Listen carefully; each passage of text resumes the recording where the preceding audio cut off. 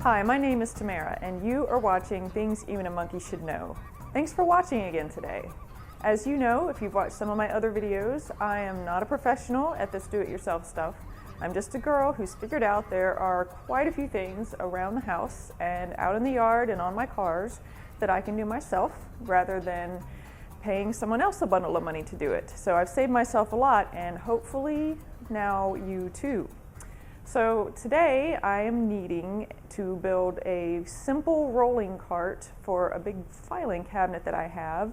And this is a design that is really simple, and it can be adapted to pretty much any size that you need. So you won't necessarily have to make one as big as mine. But let's get started, it'll be fun. So as always, I'm going to go over what we need first before I actually start doing the project. You'll need some wood. I'm using scrap wood that I painted white to help freshen it up. You know my penchant for trying to use things that I already have. I'm using 2x4s, but that's because I want, well, for two reasons. I want a really heavy-duty cart, and also I need to add a little extra height onto the cabinet that I'm making this cart for, because I want it to be a good working surface for me. You can get a very good, strong, you know, the thing we're making, cart out of 1x4s, you know, probably a cart that would hold about 500 pounds.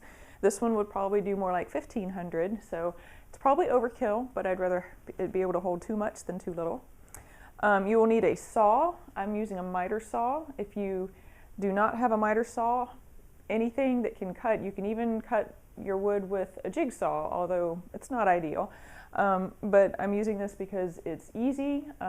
As with all saws, of course, practice safety. You don't, you know, fingers do not get in the way of the blade. Of course, we'll go over that a little more later.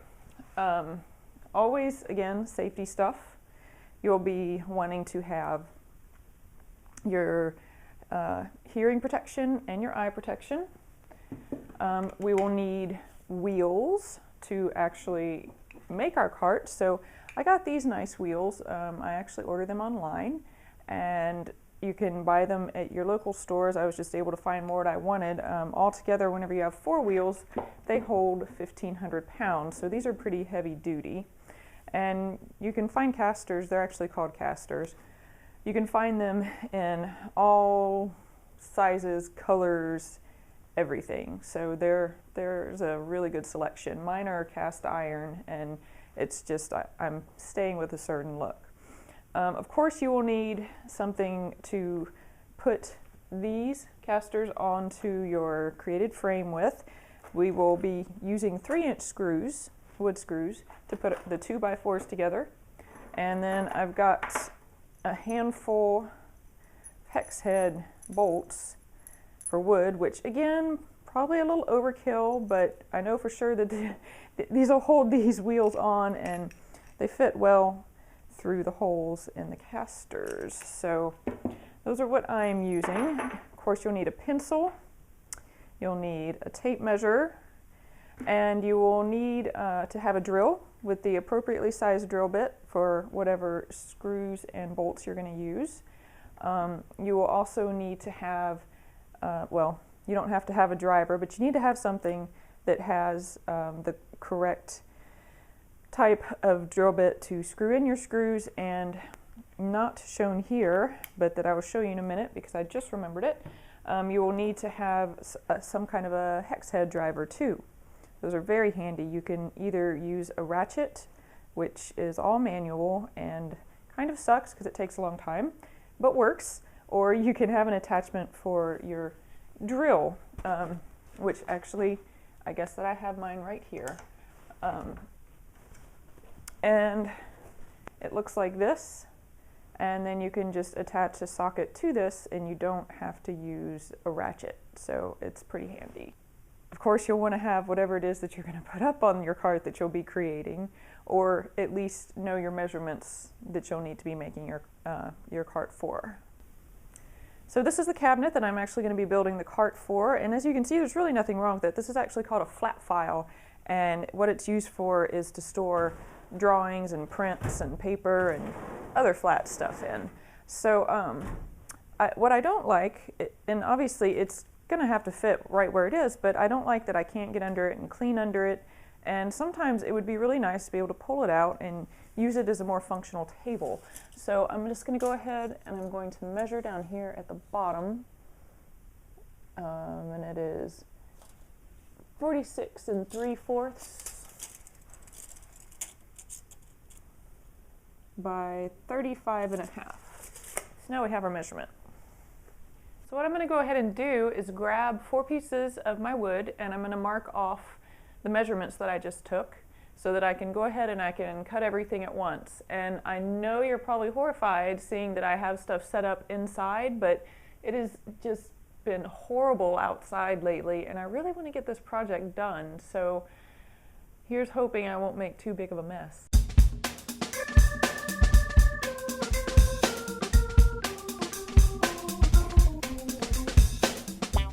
Okay, I have everything marked, so now I'm ready to cut. I'm just going to cut through these marks, and as I said earlier, easy enough with a miter saw. Of course, you want to always put on your hearing protection and eye protection, no matter what kind of a saw that you use, and you want to make sure that other things are out of the way and won't impede you in your cutting. And of course, I am going to make a bit of a mess here. Ideally, I would definitely be doing this outside, but I just don't have that option right now. So let's just get on with it.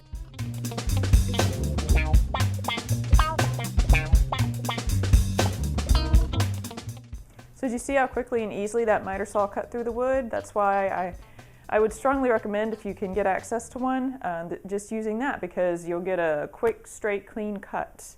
I don't know if you also noticed, but whenever I was cutting these, I'm not going to be putting my frame together like this. I'm going to be stacking my pieces instead, because it makes for a much stronger cart. So it's going to be stacked like this. And that way I won't have any kind of corner weaknesses or anything like that. So what I measured on my cabinet was exactly the length that I cut my boards to. So the next thing that I'm going to do is screw those boards together. You might want a right angle for this. If you had a good straight cut from your saw, then you won't really have to worry about it, but it's never a bad idea anyways. Okay, I'm going to do my best to keep everything in this shot. So here's hoping. So I've got one piece from each side. I'm going to tell you what I'm doing, and then I'm just going to get to work, so you'll know what I'm doing anyway. So I'm just going to stack them. I want to make sure that I have the appropriate piece stacked on, whichever piece. So I want the long pieces on the bottom, and that's because I'm going to do something else in a minute. But anyway, so all that I'm doing is I'm going to line them up at the corners. I did get a triangle just to make sure that I get things at a good right angle. And it shouldn't be too hard to do. Like I said, if your cuts are straight, then you just line everything up, right? So I'm just lining up the corner. And then I'm going to go ahead and I'm going to screw them together. So I'm going to do this on all 4 corners. Hopefully I'll be able to keep you where you can see all of it.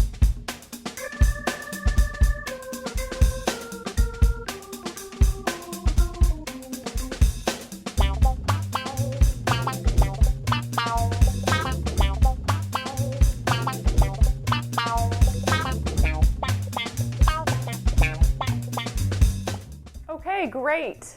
So now I have the basic frame put together. What I'm going to do now, you'll notice that there is and you could stop at this point with most cabinets, but because this particular file cabinet needs to have support on all 4 sides equally, I'm going to go ahead and I'm going to measure and cut a piece to fit here and a piece to fit back here. And they're not to support, this is a good sturdy frame for those wheels. They're not to support this frame, they're simply to support the cabinet. So now I'm back to the same thing. I'm going to take these pieces that I just cut, I'm going to put them in here, and I'm going to go ahead and attach them. And I'm not going to attach them in that many places because they're only there for bulk and to even everything out, not really for any support.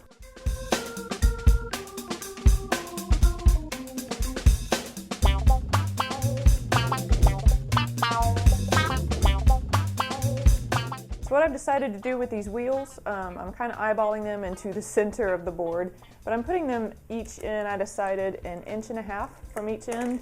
So I went ahead and I put that one in. I didn't put it in, I positioned it. I'm just going to go ahead and make a circle inside of all the holes so I know where to drill. Of course, you want to make sure that you do have an appropriately sized drill bit for your bolts. And you'll notice in a second that I neglected to have quite the correct number of bolts somehow. I'm an artist, so I suppose that's the math problem there. Anyways, but fortunately I did have some larger screws that I'm going to use in place of those for the missing bolts. So I'm going to go ahead and drill my holes, and then I'll attach the caster.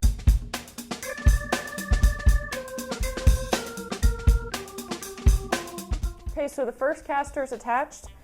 In case I didn't mention it, you probably already figured it out. I did flip this over, so this is the underside, or what became the underside of my cart. So the rest of these, I'm going to do all this in fast motion because I know you don't want to watch me in slow, but the rest of them will not be screws like this.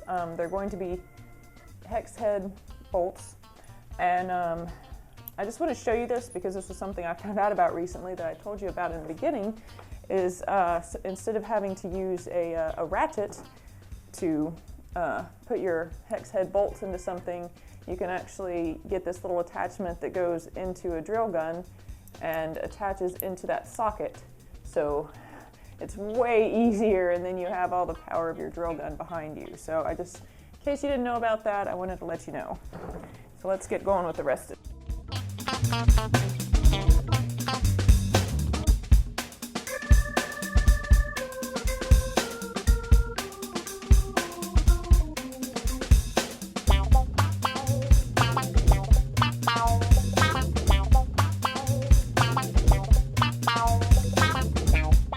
So as you can see, that cart was ready to go. It rolled well and was ready to be used for exercise or maybe some kind of weird skateboarding or something. It's going to be a little while before I get to put it under my cabinet because it is going to take some more effort to make that ready. I have to actually unload the entire cabinet first, which is going to be quite a job in itself, but completely worth it whenever I get it done. So also, as you can see, that was a super simple way to make a rolling cart, and so I mean you could adapt that to any size that you needed to. And if you even, like say you wanted to make a rolling plant stand or something, you could do that and then just either put an extra slat across it so that your plant didn't fall through, or you could always put a little piece of plywood on top or anything. It's just really, really simple and adaptable. So I hope you learned something. I hope it helped you out in whatever project it is that you're doing, and hope you had a good time. And if you haven't subscribed already, please subscribe, and please join me again next time. Thanks for being here today. See you soon.